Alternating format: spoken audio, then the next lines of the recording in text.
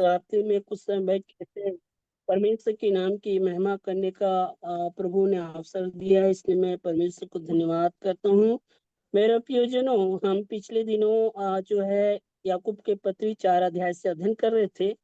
काफी नेटवर्क का प्रॉब्लम था, बारिश हो रहा था और लाइट भी गोल था। फिर भी प्रभु के अनुग्रह से जितना हो सका मैंने बताया। फिर भी मैं इस 4 अध्याय का जो 1 से लेके हम लोग जो है 5 आयत तक अध्ययन किए थे, उसको मैं एक बार रिपीट करना चाहता हूँ। जब इस एक अध्याय से 4 अध्याय का 1 आयत से लेके जब हम 5 आयत तक पढ़ते हैं, तो जो सांसारिकता के विषय में बताया गया है। एक तो उसका कारण बताया है 1 से 4 में, 1 से 2 में उसका कारण, जो सांसारिक जो कार्य है उसके विषय में बताया है। 1 से 2 आयत तक में उसका कारण को बताया। उसका कारण ये है कि लड़ाई और झगड़ा होने का कारण, और जो हमारे शरीर में जो अभिलाषा है उसके कारण हमारे जीवन में और हमारे बीच में लड़ाई और झगड़ा होता है। और उसका कारण ये है लालसा।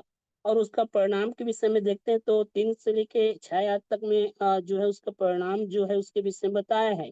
उसका परिणाम क्या है उसके विषय में। और जब हम उसके उपचार के विषय में देखते हैं 4 अध्याय का 7 से 10 में, तो उसके उपचार के विषय में बताया गया। फिर उसके बाद 4 अध्याय का 11 से 7 में 17 आयत तक उसका लक्षण को बताया गया है। तो ये जो सांसारिकता है, इस सांसारिकता से हमें जो प्रभु यीशु मसीह पर विश्वास करता है, उनको सांसारिक रीति से नहीं लेकिन आत्मिक रीति से जीवन जीना चाहिए। लेकिन कई बार क्या होता है, कई लोग इस बात को, परमेश्वर की जो वचन उसको महत्व नहीं देते, सांसारिक बातों को जो है महत्व देते हैं और उसी को पहला स्थान देते हैं। और इस कारण उनके जीवन में लड़ाई झगड़ा, मारपीट, व्यभिचार, ईर्ष्या, घमंड, तमाम प्रकार के कार्य होता है। और इस कारण प्रभु के ओर से जो आशीष मिलना चाहिए वो नहीं मिल पाता, क्योंकि संसारिक अभिलाषा में जीवन जीते हैं। मैंने ऑलरेडी बताया उसका कारण क्या है और उसका परिणाम क्या है, उसका उपचार क्या है, उसका लक्षण क्या है। अगर हम इसको एक एक आयत को ध्यान से हम पढ़ेंगे तो समझ में आ जाएगा। तो यहाँ पे जब मैंने बताया था, हमें सही रीति से मसीह मसीह जीवन में जो है मसीह के अनुसार जीवन जीना चाहिए। और उसके बाद जो है संसारिक अंगों को क्या करना चाहिए, मार देना चाहिए। मतलब वो जो सांसारिक जो अभिलाषा है उसको हमें जड़ से जो है उसकी ओर हमें ध्यान नहीं देना है। अपने मनों से उस सांसारिक अभिलाषा या जो सांसारिक पाप है उसको मन से हटा देना चाहिए। और परमेश्वर ने जो आज्ञा दिया है उसके अनुसार जीवन जीना चाहिए। फिर उसके बाद परमेश्वर की इच्छा को जानकर जीवन जीना चाहिए। जो परमेश्वर की जो इच्छा है उसको मुझे और आपको जान के जो है जीवन जीना चाहिए कि परमेश्वर हमारे जीवन में क्या चाहता है, परमेश्वर हमारे विषय में क्या सोचता है। इसको जानकर हमें जीवन जीना चाहिए। और जब हम ऐसा जीवन जिएंगे तो जरूर प्रभु आशीष देगा। फिर उसके बाद प्रार्थना करना है और परमेश्वर की आज्ञा को मान के जीवन जीना चाहिए और प्रार्थना में लगे रहना चाहिए और परमेश्वर की इच्छा को पूरा मुझे और आपको भी करना चाहिए। और विशेषकर व्यभिचार से भी बच के रहना चाहिए और एक प्रेम की जीवन जीना चाहिए। इसके विषय में हम अध्ययन किए थे। फिर उसके बाद दुनिया से जो प्रेम किया लोगों के विषय में हम देख रहे थे। आदम और हवा ने प्रेम किया, उत्पत्ति 3 अध्याय का 5 आयत में। लूत की पत्नी ने दुनिया से प्रेम किया और बाइबल की निवासी ने दुनिया से प्रेम किया। कोरा वंशियों ने दुनिया से प्रेम किया। गेगेसी ने दुनिया से प्रेम किया अभिलाषा से। और और भी बहुत सारे ऐसे लोग हैं जो दुनिया से प्रेम किए, मतलब सांसारिक बातों के अनुसार जीवन जीते थे, सांसारिक अभिलाषा में जीवन जीते थे। लेकिन ऐसे और भी लोग हैं जो दुनिया से प्रेम नहीं करता था, परमेश्वर से प्रेम करता था, आत्मिक बातों के अनुसार जीवन जीते थे, परमेश्वर के वचन के अनुसार जीवन जीते थे। जैसे कि नूह है, जैसे कि अब्राहम है, जैसे कि मूसा है, जैसे कि कोरा है, और जैसे कि एलिसा है, पौलुस है, या और जो है यूसुफ है, दानियल है, और भी बहुत सारे ऐसे लोग हैं जो दुनिया से नहीं लेकिन परमेश्वर से प्रेम करके, उसके वचनों को प्रेम करके, उसके आज्ञा को मानते हुए जीवन जिया। तो इसी प्रकार मुझे और आपको भी हमें परमेश्वर को ताकते हुए, परमेश्वर की बातों को सुनते हुए और परमेश्वर से प्रेम करते हुए हमें मसीह जीवन जीना चाहिए। और आज हम अध्ययन करेंगे जो है 6 आयत से अध्ययन करेंगे। तो यहाँ पे इस प्रकार लिखा है 6 आयत में कि कहता है, वो तो वो तो और भी अनुग्रह देता है, इस कारण लिखा है, परमेश्वर अभिमानियों का विरोध करता है पर दिनों पर अनुग्रह करता है। मेरे प्रियो, जो परमेश्वर है वो अभिमानियों को क्या करता है? विरोध करता है। और परमेश्वर अभिमानियों को नष्ट कर देता है। इसलिए मुझे और आपको जो है, हमें परमेश्वर एक तो दिन बन के हमें जीवन जीना। इसलिए यहाँ पे कहता है कि अभिमानियों का विरोध करता है पर दिनों पर क्या करता है? अनुग्रह करता है। अगर मैं और आप नर्म दिन होकर जीवन जिएंगे तो मैं परमेश्वर क्या करेगा? अनुग्रह करेगा। और जब वो अनुग्रह करेगा तो हमारा हर एक काम क्या होगा? सफल होते जाएगा। इसलिए परमेश्वर जो है दिनों पर अनुग्रह करता है। और जो है, जो कोई दिनों पर अनुग्रह करता है उससे और परमेश्वर आशीष देता है। इसलिए मेरे और आपका एक जवाबदारी है कि परमेश्वर के चरणों में, परमेश्वर के वचनों के अनुसार जो है, हम दिन बनकर जीवन जीना चाहिए। और जैसा परमेश्वर हम पर अनुग्रह करता है उसी प्रकार मुझे और आपको भी एक दीन लोगों पर भी जो है हमें भलाई का काम करना चाहिए। फिर उसके बाद जब हम यहाँ पे पढ़ते हैं तो लिखाया है साथ में, सॉरी, हम लोग पहले इब्रानियों जो है 4 का 16 आयत पढ़ेंगे। इब्रानियों 4 का 16 में इस प्रकार लिखा है 4 का 16। इसलिए आओ हम अनुग्रह के सिंहासन के निकट हिवाव बांध कर चले कि हम पर दया हो और वह अनुग्रह पाए जो आवश्यकता के समय हमारी सहायता करे। इसलिए मेरे प्यो, हमें परमेश्वर के जब चरणों में आते हैं और जब उससे प्रार्थना करते हैं तो हम जो है दीन होकर परमेश्वर के सम्मुख आने वाले बने। और जैसे कि हम और पढ़ेंगे जो है पहला जो पतरस के पत्री पढ़ेंगे तो वहां पे इस प्रकार लिखाया है। पतरस के पत्री को हम पढ़ेंगे। 1 मिनट।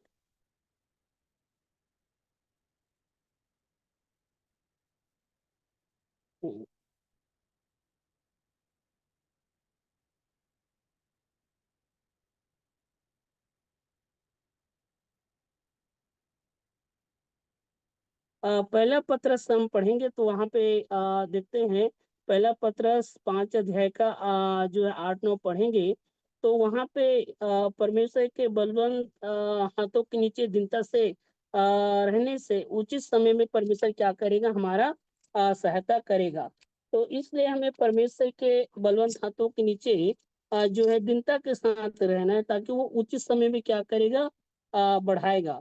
तो इसलिए यहाँ पे कहता है, इसलिए परमेश्वर के अधीन अ, साथ इसलिए परमेश्वर के अधीन हो जाओ। एक तो हमें परमेश्वर के अधीन होना है। पहला जो है, हमें दिन बन के जो है परमेश्वर के सम्मुख आना चाहिए। और दूसरा जो है 7 आयत में लिखाया है, इसलिए परमेश्वर के अधीन हो जाओ। किसके अधीन होना है? परमेश्वर के अधीन होना है। कई बार हमें परमेश्वर के अधीन होने के लिए क्या करना चाहिए? जैसे कि उसके परमेश्वर के आज्ञा के अनुसार जीवन जीना और परमेश्वर के जो जो जो वचन है उसके अनुसार हमें जीवन जीना है। इसलिए कहता है परमेश्वर के अधीन हो जाओ। एक विश्वासी को परमेश्वर के हाथों में अपने आप को सौंप देना चाहिए। मतलब एक समर्पण हमारे जीवन में होना चाहिए, एक समर्पण के जीवन होना चाहिए। इसलिए यहाँ पे कहता है, इसलिए परमेश्वर के अधीन हो जाओ लिखाया है। चाहे दुख हो या संकट हो या कोई भी हो, हमें परमेश्वर के अधीन में होकर जीवन जीना है। अगर हम पाप भी करते हैं तो अपने पापों को भी मान कर पश्चाताप करके परमेश्वर के अधीन होकर हमें जीवन जीना है। और जब हम परमेश्वर के अधीन होकर जीवन जीते हैं तो हमारा हर एक काम सफल होते जाएगा। जैसे कि यूसुफ के जीवन में बहुत सारी समस्या तो आया, लेकिन वो परमेश्वर की अधीनता में होकर जीवन जीता था। और इस कारण वो जहां जहां जाता था, जहां जहां रहता था, परमेश्वर उसके संग साथ रहता था और उसके हर एक काम सफल होता था। वैसे ही दानियल के विषय में पढ़ते हैं तो दानियल भी परमेश्वर के अधीन में होकर जीवन जीता था, इसलिए जो भी वो करता था वो काम सफल होता था। तो इसलिए अगर हमें जीवन में सफलता चाहिए, जीवन में उन्नति चाहिए, जीवन में हमें आशीष चाहिए, तो हमें परमेश्वर के अधीन होना है, अपने आप को समर्पण करना है। क्योंकि जब तक हम समर्पण नहीं करेंगे परमेश्वर को, परमेश्वर के अधीन में हम जीवन नहीं जिएंगे, तो हमारे जीवन में कोई भी जो है आशीष मिलने वाला नहीं है। कोई भी काम सफल नहीं होगा, क्योंकि हम परमेश्वर के अधीन होकर जीवन नहीं जीते हैं। इसका कई सारे ऐसे कारण है, जैसे कि उदाहरण देखते हैं तो आदम हवा के ही जीवन से देखते हैं। परमेश्वर उनको अपने अधीन में रखना चाहता था, लेकिन वो परमेश्वर के अधीन में ना होकर उन्होंने परमेश्वर की दृष्टि में पाप किया। और भी हम कई सारे से लोग हैं जिनके विषय में पढ़ते हैं, तो वो लोग भी परमेश्वर के अधीन में रह के जीवन नहीं जीते थे। इस कारण उनके जीवन में बड़े बड़े दुख या बड़े बड़े क्लेश आते थे। लेकिन मेरे प्यो, मुझे और आपको परमेश्वर के अधीन में होकर जीवन जीना चाहिए। फिर कहता है यहाँ पे तीसरी बात कहता है, और शैतान का सामना करो। शैतान का क्या करो लिखा है, सामना करो। एक चेतौनी को देख सकते हैं, है ना। चेतौनी यहाँ पे दे रहा है कि कहता है कि और शैतान के सामना करो। मेरे प्यो, हम शैतान के सामना कैसे करें? हम शैतान के सामने खड़े होने के योग्य है या नहीं, इस बात को भी हमें देखना है। क्योंकि जो है शैतान प्रभु यीशु मसीह का परीक्षा ले सकता है, तो मैं और आप कौन है। लेकिन मुझे और आपको यहाँ पे एक चेतावनी के रूप में देता है कि शैतान का क्या करो, सामना करो, तो तुम्हारे पास से क्या हो जाएगा, भाग निकलेगा। लेकिन हमें परमेश्वर जो परमेश्वर ने जो वचन दिया है, जो चेतावनी यहाँ पे दे रहा है, उसके अनुसार जीवन जिएंगे, वचन के अनुसार जीवन जिएंगे, तो जरूर शैतान क्या होगा, हमारे बीच से हमारे सामने से भाग निकलेगा। लेकिन जब हम पाप में जीवन जिएंगे, अभिलाषा में जीवन जिएंगे, दुष्टता में जीवन जिएंगे, तो और हम शैतान के जालों में, उसके शिकंजे में हम फंसते चले जाएंगे। जब हमें शैतान के सामना करना है, तो सबसे पहली बात, हमें जो है वचन का ज्ञान होना बहुत जरूरी है। वचन के ज्ञान के साथ साथ वचन के अनुसार जीवन जीना, ये दोनों होना बहुत जरूरी है। एक तो वचन का ज्ञान होना है, और एक तो वचन के अनुसार जीवन जीना है।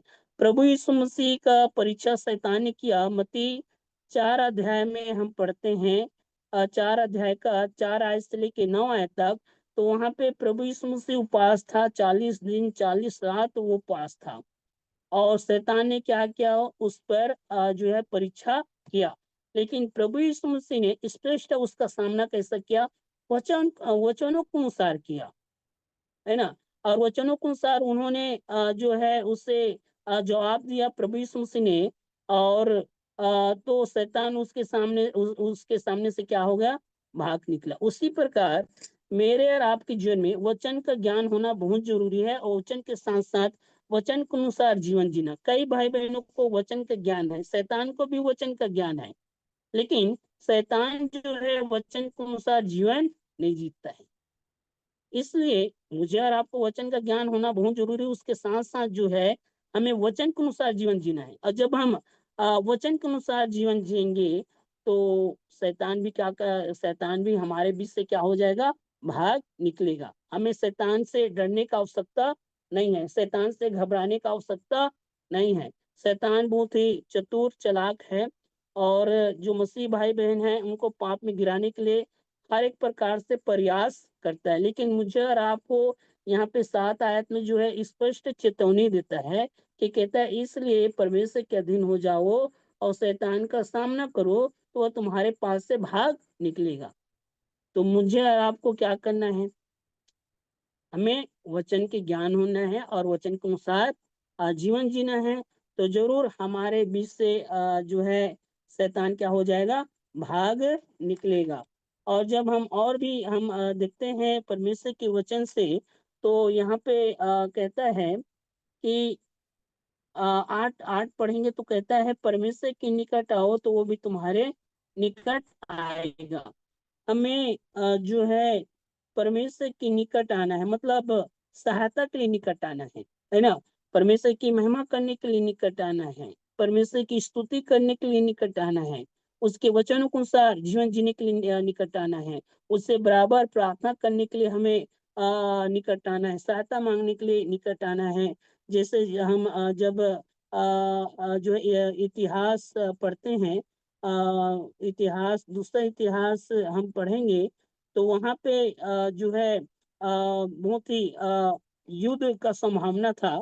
तो उन्होंने परमेश्वर से सहायता मांगने के लिए आया। मैं एक बार उस आयत को पढ़ना चाहता हूँ। 20 अध्याय। हाँ, दूसरा इतिहास जो है 20 अध्याय का, जब हम 1 से लेके जो है 6 आयत तक पढ़ेंगे, तो यहाँ पे एदोम के साथ युद्ध हुआ, युद्ध होने वाला था। तो जो यहोशापात जो राजा था, वो इस बात को सुन के सहायता मांगने के लिए किसके पास गया? परमेश्वर के पास गया। इस आयत को पढ़ेंगे। इसके बाद मोआबियों और अम्मोनियों ने और उसके साथ कई मुनियों ने युद्ध करने के लिए यहोशापात पर चढ़ाई की।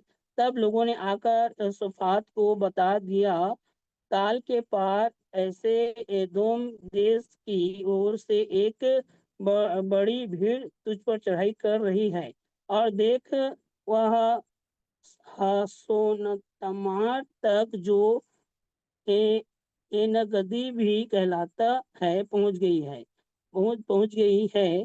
तब यहोशापात डर डर गया और परमेश्वर की खोज में लग गया और पूरे यहूदा में उपवास का प्रचार करवाया। यहाँ पे देखते हैं, जब उनको पता चला कि युद्ध करने के लिए आ रहे हैं, तो उन्होंने क्या किया? परमेश्वर से सहायता मांगने के लिए जो है उपवास प्रार्थना किया। यहाँ पे 3 बातों को देख सकते हैं। अगर हम 1 से लेके जो है 6 आयत तक पढ़ते हैं, तो एक तो यहोशापात के जीवन में जो है परमेश्वर के प्रति भरोसा था, और दूसरी बात देखा जाए तो एकता था, और तीसरी बात देखा जाए तो प्रार्थना था। तो परमेश्वर के समीप हमें आने के लिए, जो उसकी सहायता, परमेश्वर से सहायता मांगने के लिए उसके सम्मुख आना है, उसकी महिमा करने के लिए उसके सम्मुख आना है। तो इसलिए यहाँ पे कहता है, जब परमेश्वर के निकट आना है, तो फिर से हम जो है याकूब 4 अध्याय में जाएंगे। याकूब 4 अध्याय का 8 आयत में कहता है, परमेश्वर के निकट आओ तो वो भी तुम्हारा क्या आएगा? निकट आएगा। मेरे प्यो, हमें परमेश्वर के निकट हम आएंगे तो परमेश्वर भी क्या आएगा? हमारा निकट आएगा। लेकिन हम परमेश्वर के निकट क्यों आना है? क्योंकि परमेश्वर के निकट इसलिए आना है कि उससे सहायता मांगने के लिए, उसकी महिमा करने के लिए, उसकी आराधना करने के लिए निकट आना है। और विशेषकर ऐसा हमारे जीवन में संकट हो या दुख हो, तो और भी सहायता मांगने के लिए हमें परमेश्वर के निकट आना चाहिए। जैसा कि यहोशापात राजा ने परमेश्वर से सहायता मांगने के लिए परमेश्वर के निकट आया। उन्होंने परमेश्वर के ऊपर भरोसा किया, उन्होंने उपवास प्रार्थना किया, और प्रार्थना में एक साथ सब लोग एक मन होके जो है परमेश्वर से प्रार्थना किया। उसी प्रकार मैं और आप दुख के समय में या संकट के समय में हमें और भी परमेश्वर के निकट में होकर जीवन जीना चाहिए। और जब हम परमेश्वर के निकट में होकर जीवन जिएंगे, तो जरूर हमारा हर एक काम क्या होगा? सफल होगा। इसलिए यहाँ पे कहता है, परमेश्वर के निकट आओ तो भी तुम्हारे निकट आएगा, है ना। तो हमें क्या करना है? परमेश्वर के निकट आना है। किस लिए निकट आना है? परमेश्वर से सहायता मांगने के लिए, परमेश्वर की महिमा करने के लिए, परमेश्वर की आराधना करने के लिए, उसके उसके उसके जो उन्होंने हमारे जीवन में जो कार्य किया है ना, उस कार्य को हम याद करके उसका धन्यवाद देने के लिए उसके निकट आना है। और यहाँ पे देखते हैं 9 में तो उसी में, हे पापियों, अपने हाथ शुद्ध करो, है ना। हे पापियों, अपने हाथ शुद्ध करो। एक कठोर शब्द यहाँ पे दिया गया, कहता है कि हे पापियों, अपने हाथ शुद्ध करो। आज कई भी उस समय में भी पहला शताब्दी में भी जो है कई लोग प्रभु को भी जानकर वो पाप में जीवन जीते थे। अलग अलग प्रकार के गलत काम अपने जीवन के द्वारा अपने अंगों के द्वारा करते थे। इसलिए यहाँ पे कहता है कि हे पापियों, अपने हाथ क्या करो, शुद्ध करो। मेरे प्यो, परमेश्वर चाहता है कि हम अपने गलत कामों को क्या करें, जो है सुधारें। हम बुराई से बचें और एक जो है एक वचन के अनुसार जीवन जिए। कई बार हम वचन को जानकर भी, वचन से प्रचार करके भी हम कई बार जो हमें नहीं करना चाहिए हम वो करते हैं, जो प्रभु के लोगों को शोभा नहीं देता है। इसलिए यहाँ पे कहता है कि कहता है परमेश्वर के निकट आओ तो वो भी तुम्हारे निकट आएगा। हे पापियों, अपने हाथ शुद्ध करो। हे पापियों, अपने हाथ शुद्ध करो। तो मतलब अपने हाथ को हम कैसे शुद्ध करें? अपने गलत कामों को सुधारना है। और गलत कामों में कभी भी हाथ नहीं जो है हाथ नहीं बैठाना है। मतलब कई बार क्या होता है, जैसे कि कई सारे लोग ऐसे रहते हैं जो प्रभु को नहीं जानते और उनके साथ हम संगति करते हैं तो उनके ही जैसा कार्य करना चालू कर देते हैं। इसलिए यहाँ पे कहता है कि अपने हाथों को क्या करो, शुद्ध करो। मेरे प्यो, जब हम परमेश्वर के वचन को सुनते हैं तो परमेश्वर के वचन के अनुसार हम उसके वचनों को ग्रहण करते हुए जीवन जिएंगे तो हमारा हर एक जो बुराई है वो दिन प्रतिदिन एक एक करके साफ होता चला जाएगा। जब हम अपने पापों को मानते जाएंगे, अपने गलतियों को सुधारते जाएंगे। तो इसलिए यहाँ पे कहता है कि अपने हाथों को क्या करो, शुद्ध करो। कई बार प्रभु को भी जानकर कई सारे लोग घूस लेते हैं, है ना। तो घूस लेना क्या है? एक प्रकार से पाप है। और वो कैसे लेते हैं? हाथों से ही लेते हैं। और कई सारे प्रभु के लोग भी घूस देते हैं ताकि उनका काम जल्दी हो, है ना। तो परमेश्वर के वचन के अनुसार क्या है? ये घूस लेना और घूस देना एक प्रकार से पाप है ना। तो इसलिए यहाँ पे कहता है कि अपने हाथों को क्या करो, शुद्ध करो। और कई बार क्या होता है, हमारे रिश्तेदार जो रहते हैं अविश्वासी रहते हैं और हम विश्वासी, तो कई बार वो लोग जो है हमारे घर में अतिथि बन के आते हैं।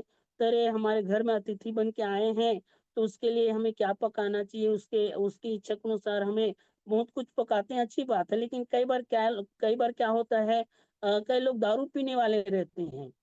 चलो मैं तो दारू नहीं पीता, लेकिन ये लोग पियेंगे तो क्या होता है बोल के हम दारू भी लेने चले जाते हैं कई लोग। तो ऐसा कभी भी नहीं करना। अतिथि आया है, अच्छे खिलाओ, अच्छे से रखो, लेकिन उनको कभी भी दारू पिलाने के काम नहीं करने। आज भी कई सारे भाई बहन क्या करते हैं, प्रभु को जानकर भी घर में कुछ फंक्शन होते हैं, तो शादी होगा या बच्चे का बर्थडे होगा या कोई भी ऐसे कार्यक्रम होते हैं, तो प्रभु को भी जान के संसारिक लोगों को खुश करने के चक्कर में दारू, गुटखा, सिगरेट सब कुछ बांटना चालू कर देते हैं। तो यहीं पे क्या होता है, प्रॉब्लम होता है। मैं जब प्रभु में नया नया आया था शुरुआत में, तो मेरे अंदर में एक भय था, एक डर था, अभी भी है। मैं जब काम करता था तो लोग मेरे को क्या बोलते थे, जब मैं फर्नीचर दुकान में काम करता था, गुड़ापुर जाने के लिए गुड़ापुर लेने के लिए 5 ठेले भेजते थे, सिगरेट लेने के लिए 5 ठेले भेजते थे, दारू लेने के लिए मेरे को दारू भट्टी में भेजता था। लेकिन मैं साफ उनको मना कर देता था, आप लोग चाय मंगाएंगे मैं चाय लाऊंगा, आप लोग नाश्ता मंगाएंगे मैं नाश्ता लाऊंगा, लेकिन आप गुटखा मंगाएंगे मैं गुटखा नहीं लाऊंगा। अगर आप गुराखुर मंगाएंगे मैं गुराखुर नहीं लाऊंगा। अगर आप दारू मंगाएंगे मैं दारू नहीं लाऊंगा। क्यों? क्योंकि मैं इसलिए नहीं लाऊंगा क्योंकि ये मेरे को शोभा नहीं देता है और ये मेरे दृष्टि में क्या है, गलत है। अगर मैं ये बोलता ठीक है मैं लाऊंगा बोल के, इससे मतलब क्या है कि मैं उनके गलती में साथ दे रहा हूँ। इसलिए यहाँ पे कहता है कि अपने हाथों को क्या करो, शुद्ध करो। अपने जो है जो बुराई में कभी भी हाथ नहीं बहटाना चाहिए, है ना। कभी भी हाथ नहीं बहटाना चाहिए। कई लोग प्रभु को जानकर भी दारू का सेवन करते हैं, गुटखा का सेवन करते हैं। कई लोग तो गुटखा भी बेचते हैं। लेकिन मैं सब ये सब अच्छा नहीं है। हम तो खाते नहीं है, लेकिन बेचते हैं। खाना बेचना एक ही बराबर है ना। इसलिए कभी भी गलत कामों में अपना हाथ नहीं घुसाना चाहिए, गलत कामों में सहयोग नहीं करना चाहिए। इसलिए यहाँ पे स्पष्ट कहता है, हे पापियों अपने हाथ शुद्ध करो, है ना। तो हम कैसे शुद्ध कर सकते हैं? हमें कभी भी जो है कॉम्प्रोमाइज नहीं करना चाहिए, गलत बातों से कॉम्प्रोमाइज नहीं करना चाहिए। चलो कोई बात नहीं, लाना तो है, ले आता हूँ। वो पिएगा, मैं थोड़ी पीऊंगा, मेरा पैसा थोड़ी जाता है। वो गुटखा खाएगा, मैं थोड़ी खाऊंगा, ले आता हूँ, दे देता हूँ। वो सिगरेट पिएगा, मैं थोड़ी पीऊंगा, उसका फेफड़ा खराब होगा, उसका पैसा जो है नुकसान होगा। ऐसा कभी भी नहीं करना चाहिए। आपको जो नहीं करना है उनको भी करने नहीं देना है। अगर वो कर रहे हैं तो खुद जाए, खुद लाए, खुद पिए, आप उसमें सहयोग ना करें, ये सबसे ज्यादा अच्छा है। मैं एक बात बोलना चाहता हूँ, मैं भाई भक्त सिंह के विषय में मैं अध्ययन करता हूँ कई बार। तो भाई भक्त सिंह अपने गांव में था और उसके कई सारे दोस्तों ने बुलाया, भक्त सिंह इधर आओ, हम ताश खेलेंगे, पत्ते खेलेंगे। तो भक्त सिंह क्या बोलता है मालूम है? वो बोलता है, मेरे पास हाथ नहीं है। तो उसके दोस्तों लोग क्या बोलते हैं, अरे भाई ये तेरे दाहिने बाएं जो है वो क्या है? ये मेरे हाथ नहीं है, प्रभु यीशु मसीह का हाथ है। क्योंकि मैंने प्रभु यीशु मसीह को अपना उद्धारकर्ता के रूप में ग्रहण किया है, तो अब मैं मेरा नहीं हूँ, मैं प्रभु यीशु मसीह की हूँ। इसलिए मैं ताश नहीं खेल सकता, मैं पत्ता नहीं खेल सकता। ये जो आप मेरे और आपके भी जीवन में होना चाहिए, है ना। कभी भी गलत कामों के लिए जो है सहयोग नहीं करना है और कॉम्प्रोमाइज नहीं करना है। जो गलत है वो गलत है, और गलत कामों में कभी भी नहीं फंसना चाहिए। लेकिन आज कई सारे भाई बहन गलत कामों में फंस कर जीवन जी रहे हैं। इसी कारण उनके जीवन में वो आशीष, वो प्रकाशन नहीं है। इसलिए यहाँ पे कहता है, 8 आयत पढ़ेंगे, परमेश्वर के निकट आओ तो वह भी तुम्हारे निकट आएगा। हे पापियों अपने हाथ शुद्ध शुद्ध शुद्ध करो, और हे दो चित्ते लोगों अपने हृदय को पवित्र करो। यहाँ पे एक तो शुद्ध करना है, और फिर कहता है दो चित्ते लोगों। ये दो चित्ते कौन है? कभी कभी आत्मिक अनुसार जीवन जिएंगे, कभी कभी सांसारिक अनुसार जीवन जिएंगे, कभी कभी प्रार्थना भी कराएंगे, कभी कभी मूर्ति पूजा भी करेंगे, कभी कभी चर्च जाएंगे, कभी कभी बैगा गुनिया के पास जाएंगे। ये प्रभु के लोगों को शोभा नहीं देता। इसलिए यहाँ पे स्पष्ट कहता है, हे दो चित्ते लोगों अपने हृदय को पवित्र करो। मेरे प्यो, मुझे और आपको पवित्र जीवन जीना बहुत ही जरूरी है। जब तक हम पवित्र जीवन नहीं जिएंगे, तब तक हम जो है जो आशीष पाना है या जो प्रकाशन हमारे जीवन में होना है, वो कभी भी नहीं हो पाएगा। इसलिए मुझे और आपको अपने हाथों को क्या करना पड़ेगा? शुद्ध करना पड़ेगा। मैंने बहुत सारे बातों का उदाहरण दे के मैंने बताया है। कभी भी गलत कामों में सहयोग नहीं करना है, कभी भी कॉम्प्रोमाइज नहीं करना है ना। जो गलत है वो गलत है, और कभी भी गलत कार्यों के लिए वो कार्य नहीं करना है। फिर यहाँ पे कहता है, दो चित्ते लोगों अपने हृदय को क्या करो? पवित्र करो, है ना। अपने हृदय को पवित्र करो लिखा है। जो हमारा जो सोच विचार है ना, वो सोच विचार को क्या करना है? जो है पवित्र रखना है। कई बार क्या होता है, हम सोच विचार के द्वारा पाप करते हैं, है ना। इसलिए पाप का जो कार्य बोलने के द्वारा, सोचने के द्वारा, कार्य के द्वारा करते हैं, जिससे परमेश्वर क्या होता है? अप्रसन्न होता है। वही क्या है? पाप है। तो हालांकि हम कार्य नहीं करते हैं कई बार, लेकिन मन के अनुसार क्या करते हैं? पाप करते हैं। कैसे मन के अनुसार पाप करते हैं? किसी को देखा और उसको देख के मन में व्यभिचार चालू हो गया, तो भी एक प्रकार से क्या है? वो पाप है। और किसी के विषय में बुरा सोचे या कपट करे या ऐसे करे, वो भी एक प्रकार से पाप है। इसलिए प्रियो, मुझे और आपको जो है अपने हृदय को शुद्ध रखना है। तो कभी भी गलत विचार हमारे मन में जो है कभी भी नहीं आना देना है। और भाई दबे आ भी रहा है तो उसके लिए क्या करना है? प्रार्थना करना है, प्रभु मेरे मन में जो नकारात्मक सोच आ रहा है, जो गलत विचार आ रहे हैं प्रभु, ये नकारात्मक सोच, ये गलत विचार मेरे मन में ना आए, और प्रभु ये कभी भी पूरा ना हो, ऐसा बोल के प्रार्थना करना चाहिए। पता है, मैं 2009 में पूरी रीति से मैंने गुटखा खाना, सिगरेट पीना, दारू पीना को छोड़ा। कैसे? मैं ठेला के पास जाता था और मन ही मन प्रार्थना करता था, प्रभु मैं गुटखा नहीं खाना चाहता, लेकिन ये शारीरिक अभिलाषा मेरे को क्या कर रहा है, जो है बार बार अभिलाषा कर रहा है, खाने की इच्छा हो रहा है, लेकिन मन में क्या होता था, दिल से नहीं खाने का भी इच्छा होता था, और मन ही मन प्रार्थना करता था कि प्रभु ये गलत काम मेरे जीवन से दूर हो जाए। और जैसा जैसा मेरे मनों में ऐसे प्रार्थना करना चालू किया, तो वाकई में वो सारे गलत काम छूटते गए। अभी भी हम प्रार्थना करते हैं कि प्रभु आपके प्रति ईमानदार बने, प्रभु हमारे मनों में किसी प्रकार के लालच या किसी प्रकार के गोल मोटल वाली बातें हमारे जीवन से न हो, जो आपके वचनों के विरुद्ध क्या हो, पाप हो। इसलिए मेरे प्यो, मुझे और आपको जो जो हमारे जो हृदय है उसको जो है पवित्र रखना है। तो हमारे जो सोच विचार है उसके नजरिए को हमें, मुझे और आपको बदलना है। एक आयत और पढ़ेंगे, भजन संहिता 119 का 11, भजन संहिता 119 का 11 पढ़ेंगे। The book of psalms 119 and 11।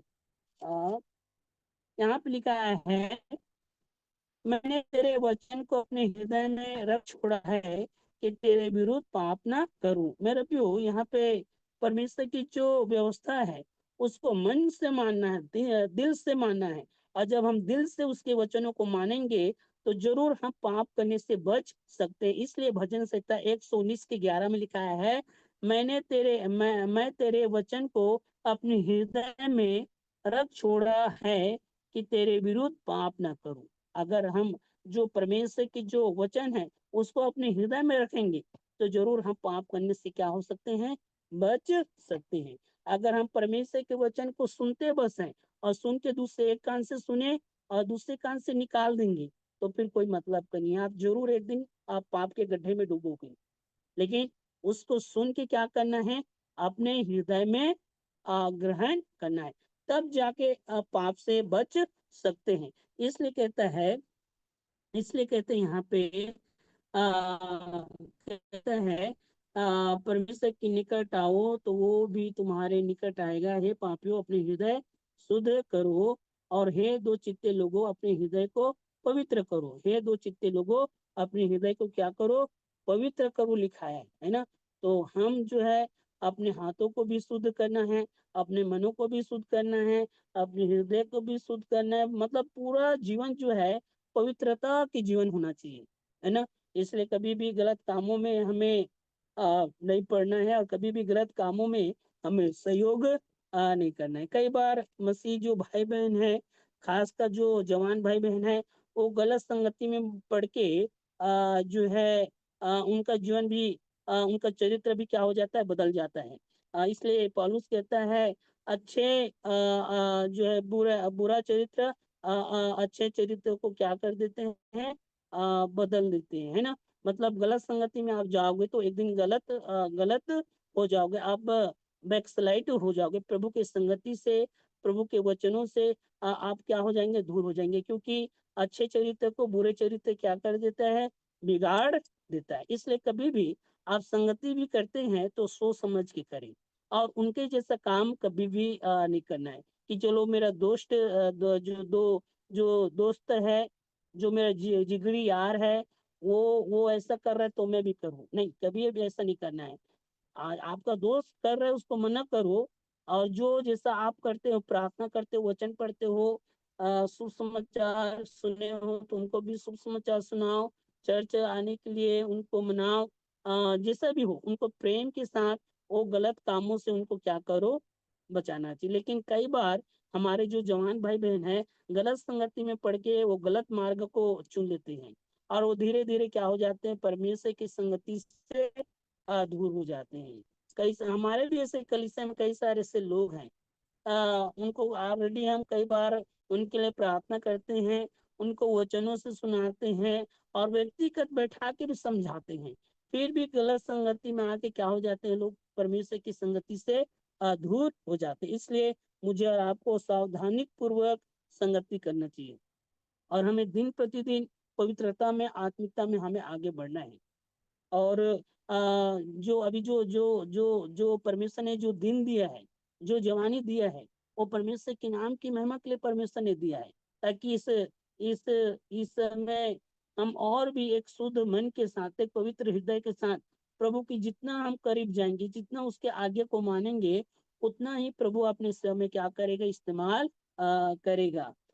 और जब हम यहाँ पे पढ़ेंगे 9 आयत, तो 9 में इस प्रकार लिखाया है कि 9 हम पढ़ेंगे, याकूब 4 का 9, दुखी हो और शोक करो और रोवो, तुम्हारे हंसी शोक में और तुम्हारा आनंद उदासी में बदल जाए।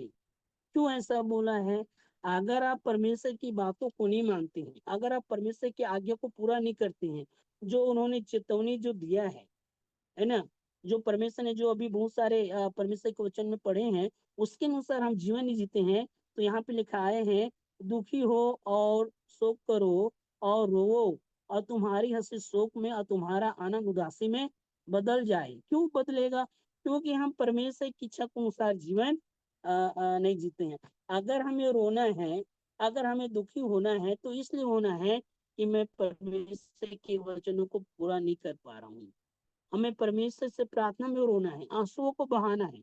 लेकिन अगर हम जो है परमेश्वर के वचन के अनुसार नहीं जीवन जिएंगे, तो यहाँ पे जैसा कहता है, दुखी हो और शोक करो और रो, और तुम्हारा हंसी शोक में और तुम्हारा आनंद उदासी में क्या हो जाएगा, बदल जाएगा। लिखा है। क्यों बदल जाएगा? मेरे प्रियो, हर एक गलत कामों का परिणाम एक दिन बुरा ही होता है। हर कोई भी चोर हो, वो एक दिन पकड़ाएगा जरूर, है ना। चाहे चोरी करे या व्यभिचार करे या मर्डर करे, कोई भी गलत काम हो, उसका परिणाम एक दिन क्या होगा, बुरा ही होगा। शायद तक 4 महीना आप आनंद करोगे, शायद तक 2 साल आनंद करोगे या तीसरे साल आनंद करोगे, लेकिन गलत काम जो आपने किया है, उसका परिणाम आपको एक दिन इसी जीवन में, इसी शरीर में आपको क्या करना पड़ेगा, जो है जो आप आनंद कर रहे हैं गलत कामों से, गलत कार्यों को करके, उसका परिणाम आपको जो है एक दिन मिलेगा। इसलिए मेरे प्रियो, मुझे और आपको परमेश्वर का वचन बार बार हमें चेतावनी देता है, बार बार हमें समझाता है कि हमें किस प्रकार की जीवन जीना चाहिए। इसलिए यहाँ पे कहता है, फिर एक बार मैं पढ़ना चाहता हूँ, दुखी हो और शोक करो और रो, तुम्हारी हंसी शोक में और तुम्हारा आनंद उदासी में बदल जाए, है ना। और 10 कहता है, 10 आयत में, प्रभु के सामने दिन बनो तो वह तुम्हें शिरोमणि बनाएगा। मतलब प्रभु के सामने क्या बनना है, दिन बनना है ना। प्रभु के सामने दिन बनना है, ऐसा यहाँ पे लिखा है। परमेश्वर के अधीन होना है।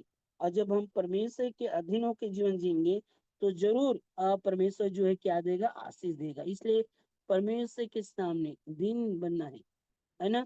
और जैसा कि मैंने एक एक आयत और पढ़ेंगे, जो है प्रकाशित वाक्य पढ़ेंगे, प्रकाशित वाक्य 2 अध्याय का 4 से 5।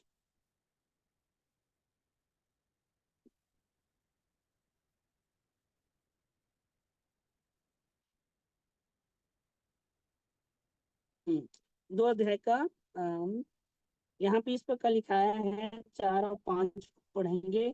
पर मुझे तेरे विरुद्ध यह कहना है कि तूने अपना पहला सा प्रेम छोड़ दिया है। इसलिए स्मरण कर कि तू कहाँ से गिरा है, और मन फिरा और पहले के समान काम कर। यदि तू मन न फिराएगा, तो मैं तेरे पास आकर तेरी जीवत को उसके स्थान से हटा दूंगा। मतलब हम जब परमेश्वर के जो वचनों को सुनते हैं, या हम उस वचनों को पढ़ते हैं, तो मेरे को में सुधरना चाहिए। जो हमारे जीवन में जो बुराई है, छोड़ के दिन बन के हमें मन फिराना चाहिए। और जब मन फिराएंगे, तो जरूर प्रभु जो है हमें जो है एक सीन बनाएगा। ऐसा यहाँ पे लिखा है, प्रभु के सामने दिन बनो तो वह तुम्हें शिरोमणि बनाएगा। मतलब परमेश्वर जो है हमें आगे बढ़ाएगा, परमेश्वर हमें आशीष देगा, हर एक प्रकार से परमेश्वर क्या करेगा, आशीष देगा। इसलिए मैंने बहुत सारे बातों को बताया है। पहला यहाँ पे जब हम पढ़ते हैं 6 आयत में, तो यहाँ पे लिखाया है वह तो और भी अनुग्रह देता है, इस कारण लिखा है परमेश्वर अभिमानियों का विरोध करता है पर दिनों पर अनुग्रह करता है। इसलिए हमें जो है अभिमानी के साथ, घमंड के साथ जीवन नहीं जीना है, परमेश्वर के सामने अपने आप को नम्रदीन करना है ना। और कहता है यहाँ पे साथ में, इसलिए परमेश्वर के अधीन हो जाओ। किसके अधीन हो जाना है?